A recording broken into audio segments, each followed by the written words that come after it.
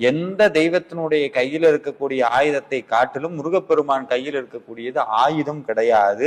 அது சுவாமியினுடைய ஞான சொரூபம், இறைவியினுடைய சொரூபம், சிவ சக்தியினுடைய வடிவம் தான் வேல். முருகனுடைய இன்னொரு வடிவம் வேல். அதை குழப்பிக்க கூடாது. முருகன் வேறு வேல் வேறு கிடையாது. முருகனுடைய இன்னொரு வடிவம் வேல். பழமுதிர் சோலையில வச்சு வழிபாடு பண்ணது முருகனுடைய திருவுருவ விக்கிரகம் கிடையாது, வேல் தான் வச்சு வழிபாடு பண்ணாங்க.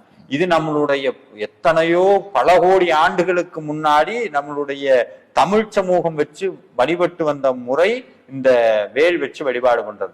வீட்டுல வேல் வச்சு வழிபாடு பண்ணலாமா? தாராளமாக பண்ணலாம், தாராளமாக பண்ணலாம்.